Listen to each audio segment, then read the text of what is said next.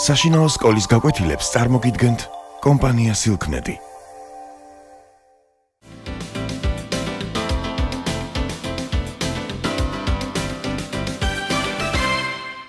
მოგესალმებით.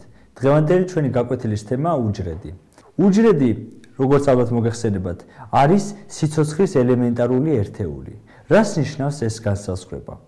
ანუ უჯრედი წარმოადგენს იმ ყველაზე მცირე ნაწილაკს, იმ ყველაზე მცირე ერთეულს, სტრუქტურას, რომელსაც ახასიათებს სიცოცხლისათვის დამახასიათებელი ყველა თვისება და რომელსაც ის ანხორციელებს ასევე. ანუ სიცოცხლისათვის დამახასიათებელი თვისებები თქვენ უკვე გახსოვთ, ეს არის ზრდა, განვითარება, სუნთქვა, კვება, გამრავლება და ასე შემდეგ, გაღიზიანებადობა. ყოველივე ეს დამახასიათებელია ნებისმიერი უჯრედისათვის. მოდით მცირე ექსკურსი გავაკეთოთ ისტორიაში. როგორ აღმოჩნდა პირველი უჯრედები? პირველად, როდესაც ადამიანებმა დაიწყეს სხვადასხვა მეცნიერების განვითარება, ჩამოყალიბდა სხვადასხვა მოსაზრებები, იდეები, განვითარდა თანდათან ტექნოლოგია. და უკვე მე-17 საუკუნეში შეიქმნა ხელსაწყო, პრიმიტიული ხელსაწყო, რა თქმა უნდა, რომელსაც მიკროსკოპი ეწოდება. თქვენ ალბათ მოგეხსენებათ, რომ მიკროსკოპი წარმოადგენს ხელსაწყოს გამადიდებელ აპარატს, რომელიც ადიდებს ნებისმიერ მცირე საგანს ადამიანის თვალისათვის სახილველ დონემდე. რა თქმა უნდა, გადიდების თვალთახედვით მიკროსკოპები განსხვავდება და დღეისათვის უკვე არსებობს უფრო განვითარებული და მაღალორგანიზებული მიკროსკოპები, რომლებიც მეტი შესაძლებლობის მქონენი არიან. ეს მოკლედ. მე-17 საუკუნეში იყო ესეთი მეცნიერი, რობერტ ჰუკი. რობერტ ჰუკი, რომელსაც აინტერესებდა კორპის ნაჭრის აგებულება. კორპის მკვდარი ნაჭერი აიღო მან და დახედა, ანუ მოახდინა მისი ანალიზი მიკროსკოპის ქვეშ, პრიმიტიული სინათლის მიკროსკოპის ქვეშ და მან დაინახა, რომ კორპის ნაჭერს ჰქონდა მსგავსი აგებულება. ანუ გარკვეული უჯრები იყო ერთმანეთთან დაკავშირებული. ამასთან ერთად მან დაინახა ისიც, რომ აღნიშნული უჯრები იყო ცარიელი.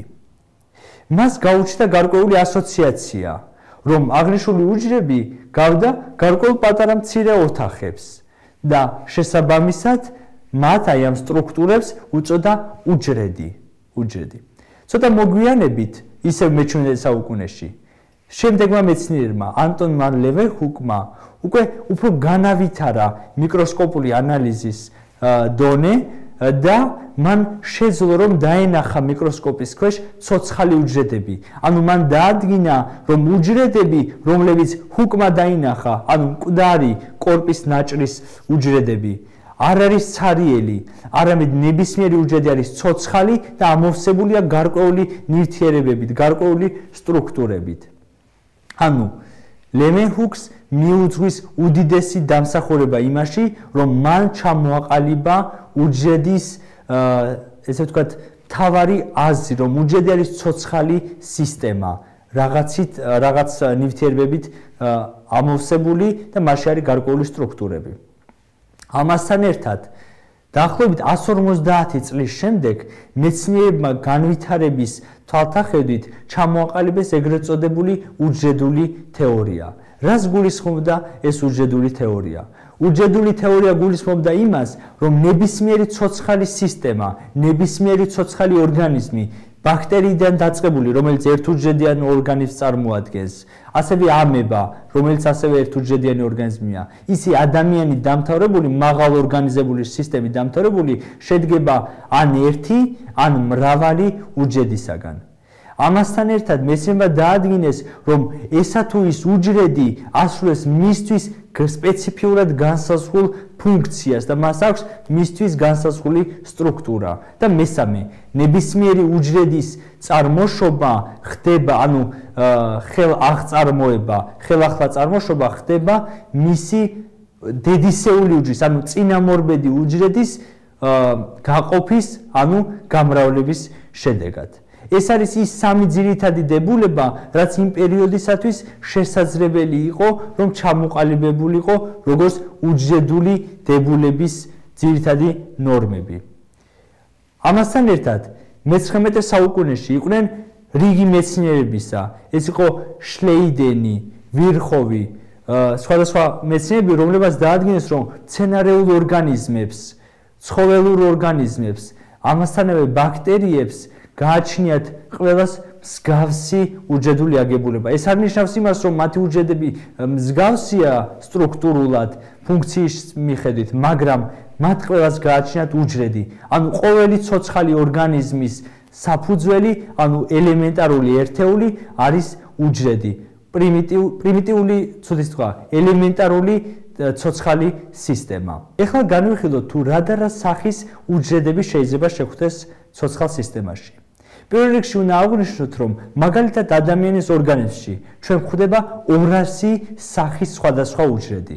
რა თქმა უნდა, ყოველი მათგანი უჯრედია, ანუ მათთვის დამახასიათებელია ის ძირითადი თვისებები, ის ძირითადი სტრუქტურები, რაც ყოველი უჯრედისთვის ერთ და იგივეა, მაგრამ მათი ფუნქციით, გარკვეული სტრუქტურების სპეციფიურობის თვალსაჩინო ისინი განსხვავდებიან ერთმანეთისაგან. განსხვავდებიან უჯრედები ერთმანეთისაგან ფორმით. არსებობს მრგვალი, წახნაგოვანი, ოთხკუთხა ფორმის უჯრედები, ზომით. მაგალითად, ჟირაფის ნერვული უჯრედის ზომა 2 მეტრამდე კი გრძელდება. რაც შეეხება მაგალითად კუნთის უჯრედებს, მათი ზომა შეიძლება უფრო მცირე იყოს და უფრო მცირეა ეპითელური უჯრედების ზომა, რომელიც მიკრომეტრობით იზომება, ანუ მეტრის 1000-დი ნაწილით. მოდით ახლა კიდევ აღვნიშნოთ გარკვეული განსხვავებები, რაც უჯრედებს შორის არსებობს. ეს გამოკიდებულია კლასიფიკაციაზე.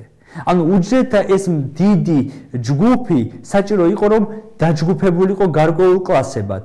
ამისათვის მეცნიერებმა დაადგინეს ის კანონზომიერებები, რაც ამა თუ იმ ორგანიზმში არსებულ უჯრედს ახასიათებდა. და ისინი გააერთიანეს გარკვეულ მცირე კლასებში, უფრო სწორედ ფართე კლასებში. ამის მიხედვით ზუსტად იყოფიან ორგანიზმებიც, თუ როგორი უჯრედული აგებულება აქვთ მათ. არსებობს 2 სახის უჯრედი, 2 ტიპის უჯრედი. ეს არის პროკარიოტული და ეუკარიოტული უჯრედები. რას ნიშნავს თითოეული მათგანი?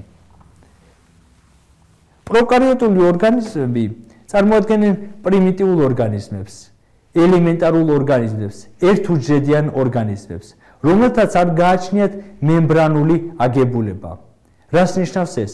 ჩვენ ვიცით, რომ ნებისმიერი უჯრედი გარშემორტყმულია გარკვეული საზღვრით, მემბრანით. ეს მემბრანა ყოველნაირ უჯრედს გააჩნია, ეუკარიოტულსაც და პროკარიოტულსაც. მაგრამ ასევე უჯრედებს გააჩნიათ შიდა კომპარტმენტები, ანუ შიდა ორგანელები, შიდა ორგანოები, რომლებიც სხვადასხვა ფუნქციას ასრულებენ. თქვენ სურათიდან ხედავთ, რომ არსებობს სხვადასხვა ორგანელა, რომელთაც სხვადასხვა სახელი ჰქვიათ, რომელიც სხვადასხვა ფუნქციას ასრულებენ, რომელიც საჭიროა უჯრედის სწორი და მიმართული ფუნქციონირებისათვის. შესაბამისად, აღნიშნული კომპარტმენტები გარშემორტყმულია სხვადასხვა ან ერთმაგი, ან ორმაგი მემბრანით, რომლებზეც ჩვენ მომავალში ვისაუბრებთ. პროკარიოტულ ორგანიზმებს არ გააჩნიათ ორგანელები, ანუ არ გააჩნიათ ის ორგანოები, ბრჭყალებში რო ვთქვათ, რომლებიც გარშემორტყმულია მემბრანით, ანუ მათ არ გააჩნიათ მემბრანული კომპარტმენტები. ყველაზე მთავარი მემბრანული ორგანელა კი არის ბირთვი. ბირთვი, რომელიც წარმოადგენს სათავსოს გენეტიკური ინფორმაციისთვის, სათავსოს ქრომოსომებისთვის, რომლებშიც ჩადებულია მემკვიდრული ინფორმაცია. პროკარიოტულ ორგანიზმებში ბირთვის არარსებობის გამო მემკვიდრული ინფორმაცია, ანუ დნმ, უკვე ჩვენთვის კარგად ნაცნობი ნუკლეინის მჟავა, დნმ მოთავსებულია მთლიანად ციტოპლაზმაში. პროკარიოტული ორგანიზმი, ანუ თვითონ სახელი ნიშნავს ძველ ბერძნულიდან, რომ ეს არის ბირთვამდელი ორგანიზმი, რომელსაც არ გააჩნია ბირთვი, ანუ მსგავს უჯრედებს, რომელსაც ბირთვი არ გააჩნიათ, უწოდეს პროკარიოტული ორგანიზმი. ხოლო ევოლუციის შედეგად წარმოქმნილი ბირთვი, ანუ მემბრანა, რომელიც გარს აკრავს ბირთვს, რომელმაც გარკვეულწილად შემოსაზღვრეს გენეტიკური ინფორმაცია, მემკვიდრული ინფორმაცია და დაიცვა ციტოპლაზმაში არსებული სხვა ნივთიერებებისგან, სხვა სტრუქტურებისგან, უკვე მსგავსი ორგანიზმი იწოდება როგორც ანუ ნამდვილად ეუკარიოტული, კარიოს არის ბირთვი, ანუ ნამდვილად ბირთვიანი, ანუ ბირთვიანი ორგანიზმი. ეს არის კლასიფიკაცია, რომლითაც იყოფა ნებისმიერი ორგანიზმი, ანუ პროკარიოტული ბირთვამდელი ორგანიზმები და ეუკარიოტული ბირთვიანი, ანუ ნამდვილ ბირთვიანი ორგანიზმები. ჩვენ უკვე განსაზღვრეთ, რომ არსებობს ორი ძირითადი ტიპის უჯრედები, ეს არის პროკარიოტული უჯრედები და ეუკარიოტული უჯრედები. ამის მიხედვით კი დავაცალკევეთ ორგანიზმები, პროკარიოტულ ორგანიზმებად და ეუკარიოტულ ორგანიზმებად. მოდით ახლა განვიხილოთ კიდე რა განსხვავება არსებობს უჯრედულ დონეზე. რითი განსხვავდებიან უჯრედები ერთმანეთისგან? უჯრედები ერთმანეთისგან განსხვავდებიან სხვადასხვა ორგანიზმების მიხედვითაც. სხვადასხვა ორგანიზმში სხვადასხვა ტიპის უჯრედი გვხვდება. მაგალითად, არსებობს ცხოველური, ეგრეთ წოდებული ცხოველური უჯრედი. ცხოველური უჯრედი, რომელიც გვხვდება ცხოველურ ორგანიზმში, რომლის გარეგანი ძირითადად განსხვავება ის არის, ანუ ერთ-ერთი განსხვავება, რომ ის უფრო ელასტიურია, ანუ მისი გარე საფარველი უფრო ელასტიურია. ნებისმიერი ცხოველური ორგანიზმის თქვენი სხეულიც რო აიღოთ, მიხვდებით, რომ არის უფრო ელასტიური უჯრედებით აგებული. რაც შეეხება მცენარეულ ორგანიზმს, იმის გამო, რომ მას სჭირდება მეტი დამცველობითი სტრუქტურები, მისი გარე საფარველი, ანუ უწოდებენ მას უჯრედულ კედელს, უფრო ხისტია, უფრო მკვრივია. ჩვენ განვიხილეთ, როდესაც ნახშირწყლებს საუბრობდით, რომ აი ნახშირწყლებისგან პოლისაქარიდებისაგან მრავალ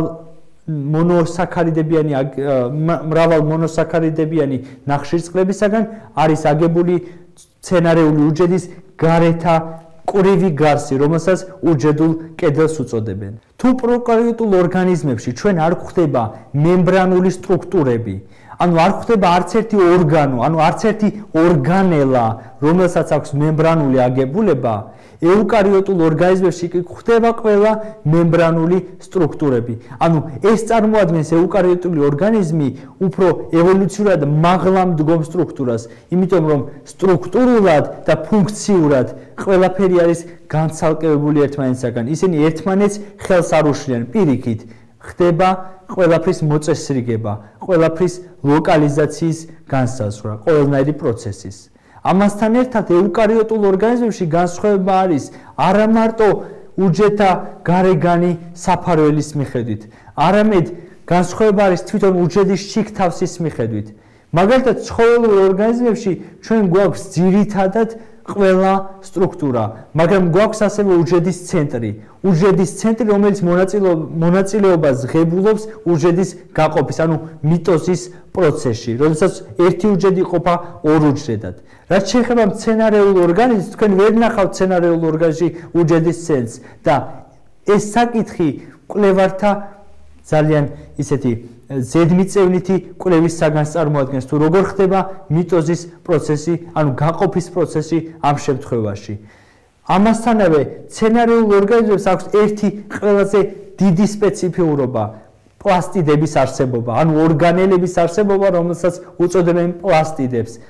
პლასტიდებს, რომლებიც შეიცავენ პიგმენტებს, რომლებიც საჭიროა სინათლის სხივის, ანუ შეფერილ გარკვეულ ნივთიერებებს, რომელსაც შეუძლიათ სხივის, სინათლის სხივის დაჭერა და სხვადასხვა პროცესებში ჩართვა, მაგალითად ფოტოსინთეზი. ფოტოსინთეზი, რომლის დროსაც წარმოიქმნება ორგანული მასა, ანუ ის ორგანული ნაერთები, რომლებიც ჩვენ ვთქვით, ძირითად შემთხვევაში რა თქმა უნდა, პირველ რიგში ნახშირწყლები და ასევე ჟანგბადი, რომელიც საჭიროა ნებისმიერი ცოცხალი ორგანიზმის ცხოველქმედებისათვის და სიცოცხლისათვის.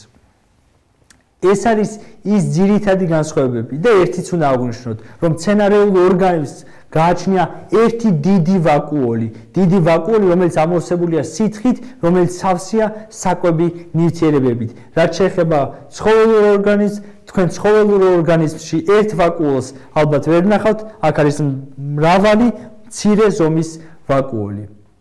ეს იყო ზოგადად უჯრედების შესახებ. თუ რა ტიპის უჯრედები არსებობს, როგორ გამოავლინეს უჯრედები და როგორ მივედით უჯრედულ თეორიამდე და მის დებულებებამდე. რა წარმოადგენს ამ დებულებების მტკიცებულებას, რა განსხვავებაა უჯრედებს შორის და როგორ არის აგებული მთლიანად უჯრედი, როგორც ერთიანი სტრუქტურა, რომელიც წარმოადგენს სიცოცხლის ელემენტარულ ერთეულს. დიდი მადლობა ყურადღებისათვის.